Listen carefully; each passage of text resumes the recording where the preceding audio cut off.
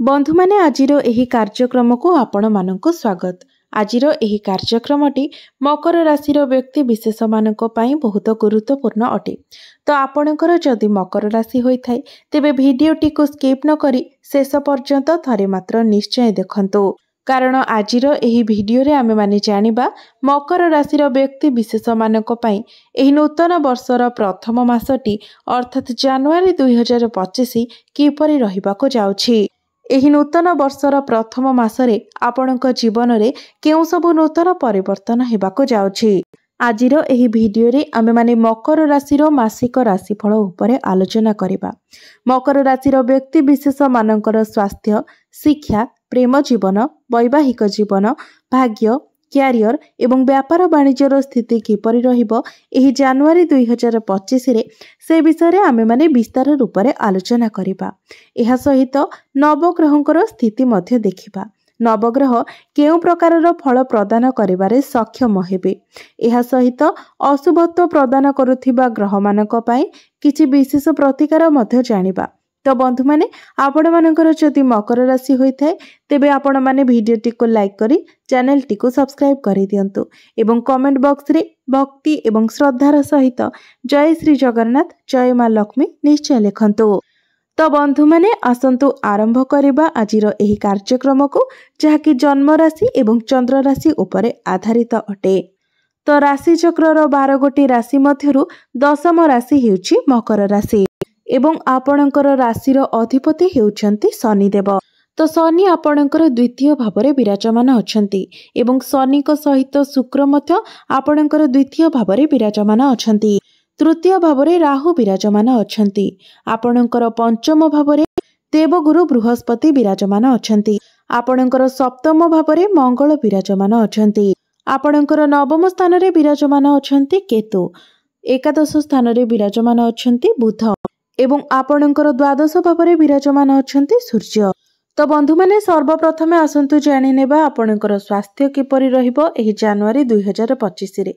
तो बंधु माने कुंडलीर प्रथम भावटी होइथाय आपणकर स्वास्थ्यर भाव, आपणकर इम्यूनिटी सिस्टम रो भाव। तो बंधु माने आपणकर प्रथम भावर अधिपति हेउछंती शनिदेव, जे कि आपणकर द्वितीय भावरे विराजमान अछंती एवं शुक्रंक सहित विराजमान अछंती।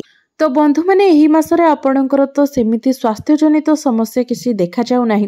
एही मासरे इम्यूनिटी आपणकर ठीक ठाक रहिबो, मात्र आपणकर बुध जेहेतु टिके दुर्बल स्थिति रे अछंती तो सेथि पय आपणकर स्किन रिलेटेड किछि प्रॉब्लम देखा देई पारे। तो आपणकु निज त्वचार अधिक जत्न नेबार अछि। आपण जेतेबेले बाहर को जाउछंती किंबा घरे मध्य निजर स्किन रो भलो भाबरे आपण केयर नेबा उचित, जहा फଳରେ स्किन रिलेटेड किछि इश्यू आपणकर देखा देबो नाही। यह व्यतीत स्वास्थ्य आपणकर एही मासरे बहुत भल रहिबो, सेमिति किछि बड़ समस्या आपणकर देखा देउ नाही। एबे आसंतु जानिबा आपणकर शिक्षा क्षेत्र किपरि रहिबो एही जनवरी 2025 रे। तो बंधु माने कुंडलीर पंचम भावटी होइथाय शिक्षार भाव एवं आपणकर पंचम भावर अधिपति हेउछंती शुक्र, जे कि आपणकर द्वितीय भावरे विराजमान अछंती एवं आपणकर पंचम भावरे विराजमान अछंती देवगुरु बृहस्पति। तो एही मासरे आपणकर पाठ पढ़ार स्थिति बहुत भल रहुछि, कारण शुक्र बहुत भल स्थिति रे शनिक सहित विराजमान अछंती एवं आपणकर पंचम भावरे देवगुरु बृहस्पति विराजमान अछंती। मात्र 4 जनवरी को बुध जेतेबेले आपणकर द्वादश भाव को चलन करिवे तो सेतेबेले हुए तो आपण टिके अन्य मनस्क होई पारंती, आपणकर माइंड डाइवर्ट होई पारे। मात्र जदि आपण निज पई समय बाहर करी सीरियस होई पाठ पढ़ंती तो निश्चित भाବରେ आपणकर पाठ पढ़ा बहुत भल रहिबो। आपण से सब को बहुत भल भाବରେ बहुत शीघ्र मने रखि पारिबे एवं एही मासरे जदि आपणकर कोनोसी एग्जाम अछि तो 80 रु 90% आपणको सेथिरे भल रिजल्ट मिलिबो, कारण शुक्रंक सहित शनि विराजमान अछंती एवं बहुत भल स्थिति रे मध्य विराजमान अछंती। एबे आसंतु जानिबा आपणकर प्रेम जीवन किपरि रहिबो एही जनवरी 2025 रे।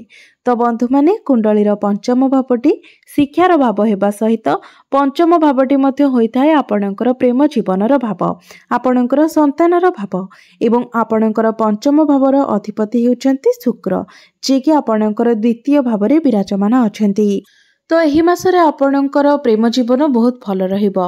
आपणक मध्यरे ताळमेळ भल रहिबो, बुझामणा भल रहिबो। आपणक मध्यरे भल पाइबा मध्य बढ़िबो। आपण परस्पर को भल भाबरे बुझी पारिबे।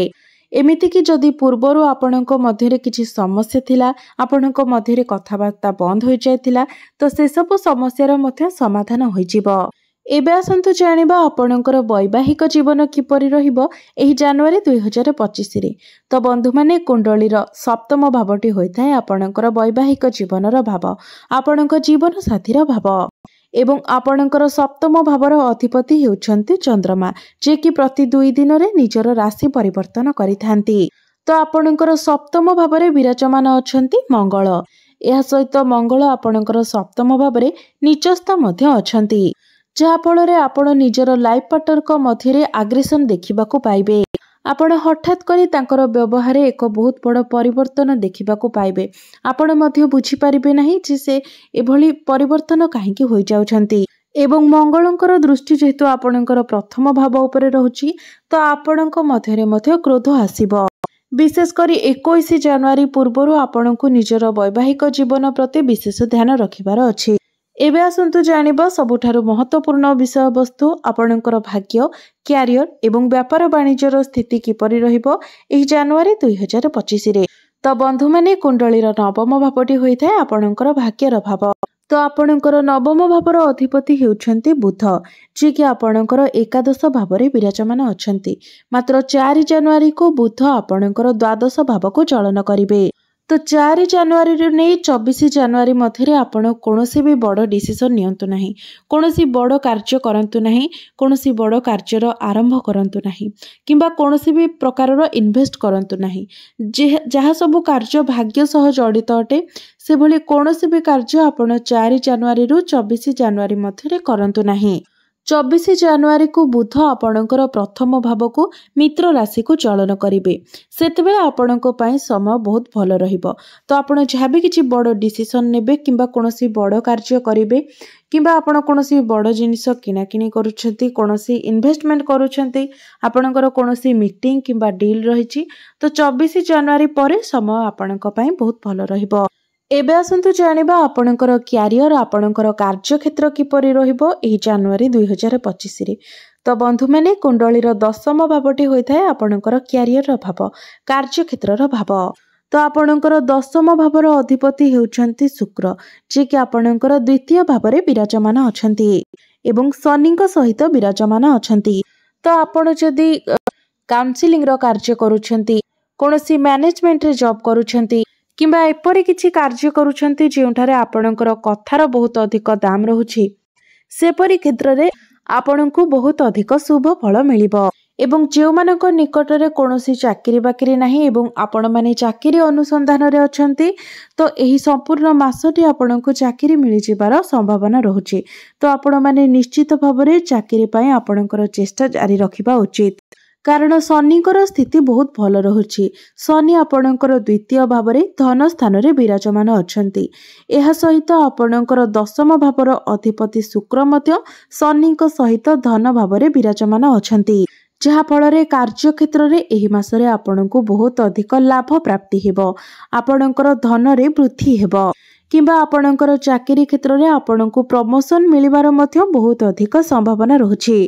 तो बंधु माने आपणकु जदि लागुछि जे कार्य क्षेत्र रे आपणक विरुद्ध रे पॉलिटिक्स करा जाउछि, कोनोसी व्यक्ति आपणक विरुद्ध रे पॉलिटिक्स करूछन्ति, तो आपण से सब को संपूर्ण मात्रा रे इग्नोर करबा उचित। से सब रे मुंड न खेलेबा ही आपणक पई भल हेबो, कारण आपणक विरुद्ध रे जेते जे पॉलिटिक्स कले मध्य आपणक ऊपर तार कोनोसी प्रभाव पड़िबो नाही। जदि आपण एपरि न करी से सब रे पड़ंती, तो आपणकर अन्य मानक सहित अजथा जुक्ति तर्क होई पारे, जहा फଳରେ आपणकर ही समय नष्ट हेबो। तो एसबु रु दूरे रहिबा ही आपणक पई ठीक रहिबो।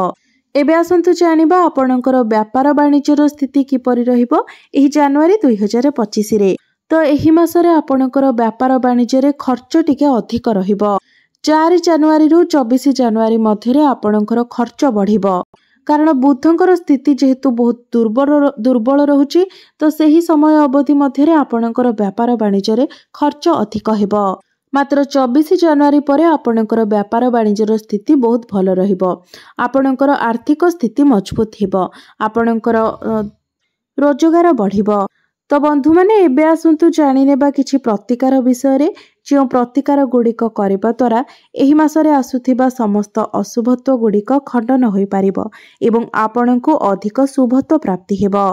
तो बंधु माने बुधंकर स्थिति जेहेतु एही मासरे दुर्बल रहुची, तो प्रत्येक दिन आपण बुधंकर बीज मंत्र 108 थर जप करंतु। एहा सहित प्रत्येक दिन आपण श्री गणेशंकर पूजा आराधना करंतु एवं बुधवार दिन निश्चित भाବରେ श्री गणेशंको आपण दुब अर्पण करंतु। एहा सहित प्रत्येक दिन आपण शनिंकर बीज मंत्र मध्ये 108 थर जप करंतु एवं प्रत्येक दिन आपण हनुमान चालीसार पाठ करंतु। निश्चित भाବରେ आपणकर समस्त अशुभत्व दूर होई आपणको शुभत्व प्राप्ति हेबो। आसुथिबा समस्त समस्या गुड़िक आपणकर दूर होई जिवो। तेबे बंधु माने आपणकर जीवन मंगलमय हेउ, एहा ही ईश्वरंक निकटरे मोर प्रार्थना। धन्यवाद।